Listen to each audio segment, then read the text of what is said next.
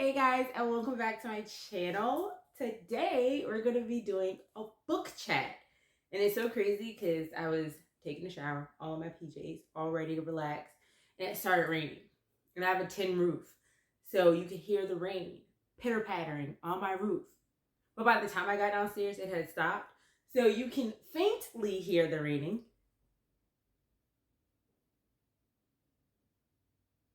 I feel like if you listen really closely, you can hear it. But anyway, I was like, perfect timing to go over my books. So if you guys watched my birthday vlog a week or so ago, I went to a neighborhood bookstore, which I absolutely love. I've been there 3 times now, and every time I've gone in there, I bought something. And I bought 3 books from there. So I have read those 3 books, and I'm going to tell you about them. And then I'm going to talk about all the books I've bought since then. So let's start with what I've read so far. I do want to say it took me about a week and a half to get through these 3 books. So not a lot of time, not a long time. Like it took about 2 to 3 days each book to get through. And of course that was with some days me not being able to read. So they were very, very good. So big shout out to Savannah, because I learned her name today, Savannah, who gave me these book recs. Now, I'm a thriller girl. I like thriller books, so those are the types of books I got. I'll also link the local bookstore that I use, but if you don't have like a small bookstore that you want to go to, you can use bookshop.com, and you can choose the bookstore that you want to get part of the proceeds. So the 3 books I bought and I talked about in my birthday vlog are these ones.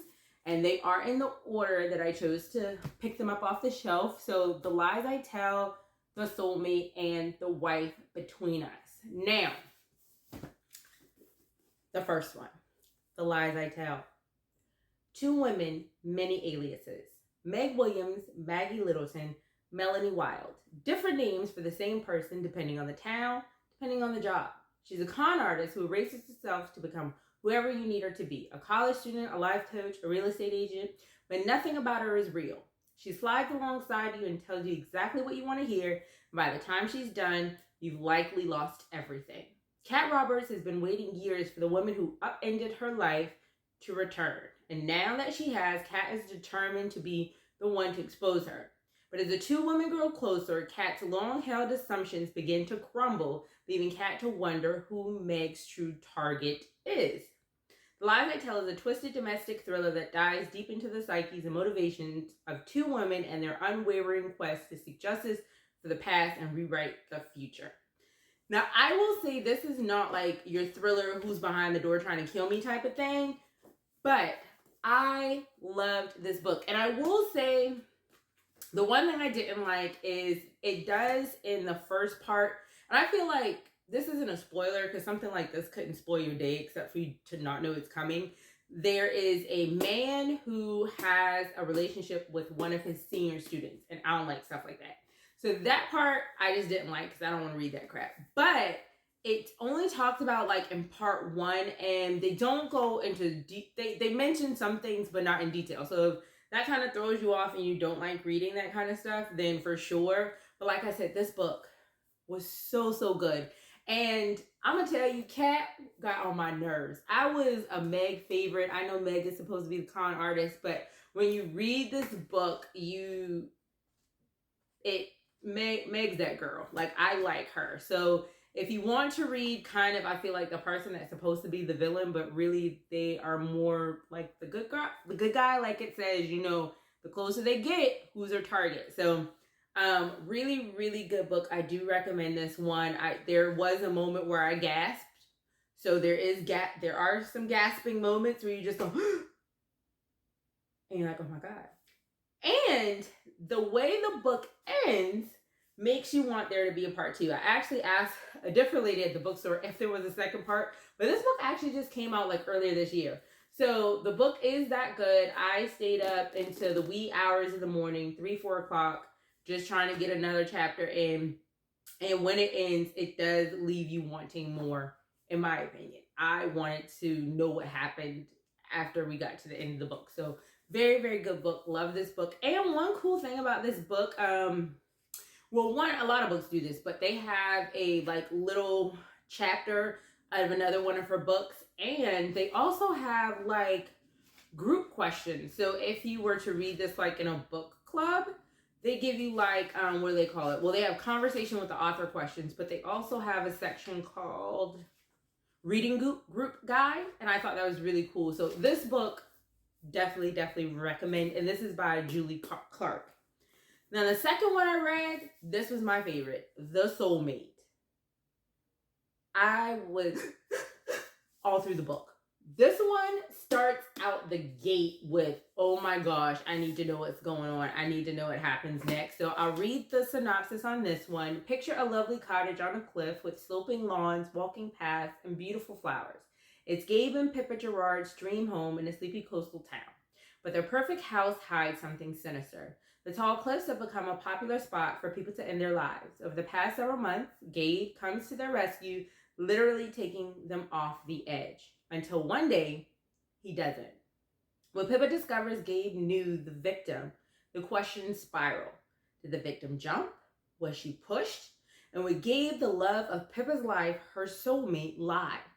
As the perfect facade of their marriage begins to crack, the deepest and darkest secrets begin to unravel. Because sometimes the most convincing lies are the ones we tell ourselves. Now, y'all, this book was great, and I love this book, but this book also pissed me off because this book is what happens when people don't communicate. This book is all about what not to do. They did not communicate with one another. They lied. People was just lying for no reason, and if people communicated and people didn't lie, we wouldn't have this book. But since they do, we have this book, and it is so good. I am going to be straight up old girl in this book. It's so funny because they have, I think her name is Meg in this one. No, Pippa. Pippa pissed me off. It's all Pippa's fault. I don't care what nobody says. It's all Pippa's fault. But this is a really good one. I honestly would, out of the three that I read the first, this is my number one. And this is by Sally Hempworth. One other thing I liked about both of these books is they went back and forth. So between the two main characters in this one, like a chapter would be about Kat and Meg, or it might be two chapters about Meg, but maybe it was in the past and in the future. So I do, or in the present. So I liked that, and this one did the same thing. It went back and forth between Pippa and Amanda, the two main characters, and back in the past and the present. So I did like that about these two books. I really did like that about these two books. So that's that. Now this one, The Wife Between Us, this one is by Greer, Hendricks, and Sarah Pekkanen. So two authors on this one. This one I feel is the longest one. This one is it's 394 pages. So this one was the longest, but this other one is bigger. But anyway, this one was really good. This one does go by chapters, but it still goes back and forth between the main characters, and it also goes back and forth. I'm going to tell you, I read the entire part one of this book, and when I got to the end of it, I was like, what the heck just happened? Because you read the entire thing, and you're just like, wait a minute. I can't say anything, because if I say something, it's going to give it away. But let me just tell you, once you get through part one, just know at the end, you're going to be like, what? This entire time. But I love the writing. Like, even though this one, you need the backstory to get into, or you need part one, which may seem like, why am I reading all this before the action starts? You need all of that for this book to be as good as it is. But just know, I was literally sitting there like, you've got to be kidding me, because I didn't even realize that. But this one is really good. This one does kind of make you hold your breath a little bit, because you're trying to figure out what the heck is happening and how is this really going to end.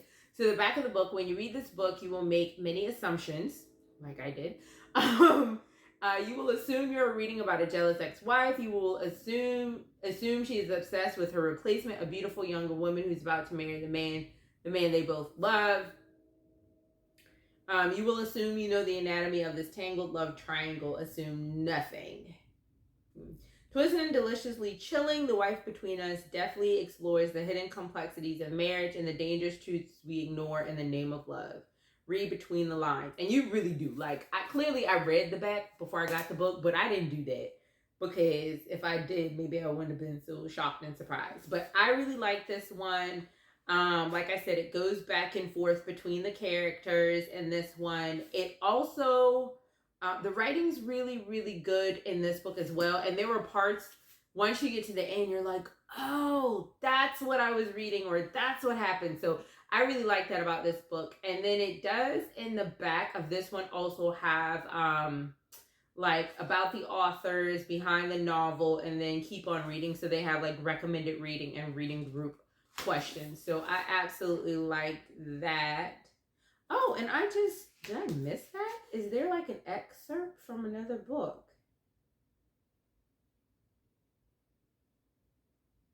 Wait a second. Did I not read that? Oh, I think I did. I did read that. Okay, I did read that. Anyway, but yeah, so if I was to rate or put in order the books, The Soulmate is a definite, read all of them, but The Soulmate is number one. And then originally I thought it was going to be The Lies I Tell, but this one turned out to be really, really good. But I do feel like they're like neck and neck, but I think all of these are definitely worth reading. So those are the three I have read.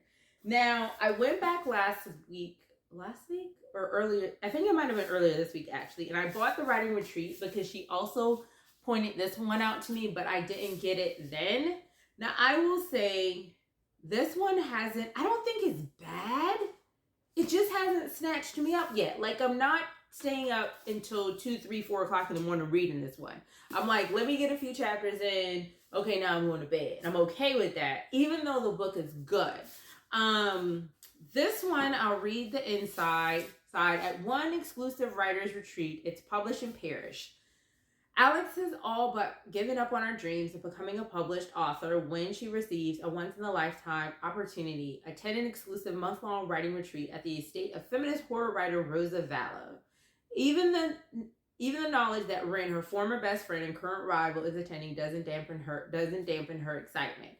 But when the attendees arrive, Rosa drops a bombshell that they must all complete an entire novel from scratch during the next month, and the author of the best one will receive a life-changing 7-figure publishing deal. Determined to win the seemingly impossible contact, Alex buckles down and tries to ignore the strange happenings at the estate, including Rosa's erratic behavior, Ren's cruel mind games, and the alleged haunting of the mansion itself. But when one of the writers vanishes during a snowstorm, Alex realizes that something very sinister is afoot. With the clock running out, she must discover the truth or suffer the same fate. A claustrophobic and propulsive thriller exploring the dark side of female relationships and fame. The Writing Retreat is the unputdownable debut novel from a compelling new talent. Oh, I didn't know this was their first book. Okay. And this is by Julia Bartz. So like I said, I don't hate it. I just haven't, when did this book come out? I just haven't been snatched up in it yet. I need whoever is gonna get snatched up to get snatched up. I will say that. Yeah, so this came out this month in February. So but I think once the person gets snatched, it's really probably gonna grip me. And Rosa hasn't started acting erratically yet. I feel like she's just acting like herself, like the character is supposed to be. So, I'm definitely more than 100 pages in, but we're going to read this one because I only read one book at a time because I don't want to get the storylines confused. And, I feel like if I start reading other books first, it's going to take me forever to finish this one. Because just like I said, it's not something like I can't put down. I can put it down. So I want to finish reading this first. So hopefully today is Saturday. My goal is to finish this by next week, Tuesday. Giving myself the rest of the day, Sunday, Monday, and all day Tuesday. So by Tuesday night, hopefully I'm done with this one. So it is me from the future. I had to jump in here real quick because, like I said yesterday, I felt like once that person goes missing, the book was going to get good. And the person went missing and the book got good. Like, I could not believe, like, this book was insane. Just, like, the amount of things that a couple of these characters just thought was just like, it's normal, is out freaking rageous. I like this book. You have to get through the beginning. But I promise you, once you get to part 3, the book gets better. It gets interesting. That's when it's keeping you on your toes. You do need to definitely pay attention to the things you read in the beginning, because then you'll be like, I peeped that earlier, but I kind of let it slide because it was just so many words that I thought were unnecessary. So I think the beginning could have been a little better. And I don't know if I mentioned this, but there was a lot of hunching in this book, and it was unnecessary. And I won't even say a lot, but I just feel like the hunching that was there, it wasn't necessary. The demon hunching, it was like, it didn't add to the story. And if you take it out, the story's not going to be bad. So I think that was also another thing that I was just like, what's the point? The supernatural part is necessary because, of course, the house is supposed to be a little haunted or whatever. But I think that's what kind of made it hard for me to read. But like I said, once that person goes missing, this book gets all kinds of bad shit crazy. And I highly recommend it. There is one part where I was just like, why does that have to be the thing? But I don't want to say it because then I'll give out the ending. You know, it's like you just want people to let some stuff go. Or to like whatever. But I like the book. This was a good book. I definitely recommend reading it. You just got to get through the first, like, pretty much half of it. But it's definitely good. So, okay, back to the past, and I'll see you later. That's how long it's taken me, because I'm only reading a handful of chapters. I haven't been reading it for a week yet, but by Tuesday, I think it will be a week. So, now, the other ones that I got, and I'm not going to read all the backs in this one, because I don't want this video to be too long, but I went on bookshop.com, and I actually bought 3 books. So, these are the 3 that I bought, and I'm going to try to remember the order in which I threw them in my cart. I think it happened like this. So I have The Last Flight, The Family Next Door, and The Mother-in-Law. And these are actually by 2 of the authors of the first sets of books that I read. So The Last Flight is by Julie Clark. I read that excerpt at the end of The Lies I Tell, and I was like, I gotta get it. The Family Next Door and The Mother-in-Law are both by Sally Hempworth, who wrote The Soulmate. So I got these 3. So these are on the list. They're the covers of each of them. And then I just got back from the bookstore like an hour or so ago. And I picked up some more books. I asked what new thrillers they had, and they had 2. And then she pointed out 2 other ones. So I'm going to, once again, put them in the order that I snatched them up. And then I will give you the titles.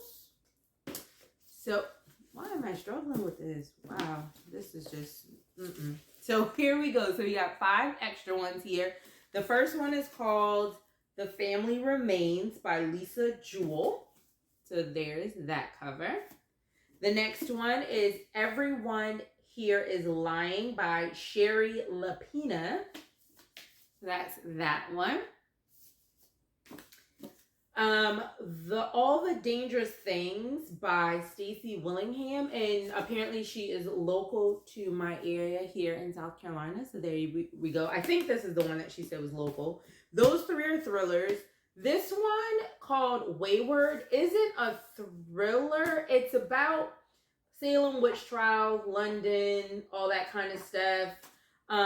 But the cover was really pretty, not to lie. And, you know, witches, that's still mysterious. It's still, you know, suspenseful in there. So I got that. And this is by Amelia. I think that's Amelia Hart. So that's that one.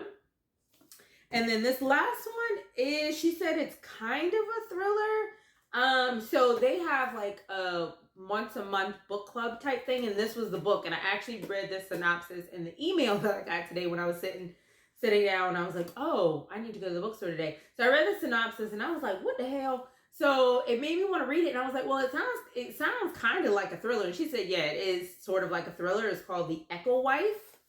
So that's the cover of that one, and she said it's a quick read, and it is kind of small. I don't always like to look at the number of pages. I just like to go into it, but it is a pretty thin book. So those are the ones I have on my reading list. So I have these 3, 4, 5, 6, 7, 8. So I have 8 that I have not yet started, and I have 1 that I have. So these are going to be the books that I'm going to try to conquer in the month of August, because we only have like a couple more days in July. So, and then hopefully I will get through all of these in August, and the writing retreat, of course, and then I'll talk to you about those ones. So I'll probably maybe do a book chat once a month, see what I read. Not every day or multiple times a month, because I only post like once a week maybe, but sometimes twice. But yeah, so if you like to hear about books, they will probably all be thrillers. Just gonna let you know, because that's what I like to read. If you like to hear about books, then you can come back and, you know, drop some of your favorite thrillers. But this is my stack that I have to start. So we're gonna make those our August reads. And if we drop this one on top, there we go. So that's what we're working with. So hope you guys enjoyed this video. Let me know if you've read any of these books. If you do want me in future videos to read the backs of all the books, even if I have not read them yet, I can definitely do that. But I will read the backs after I read them, so I can tell you what I thought about them. But yeah, thanks for joining me, and I'll see you guys in the next one.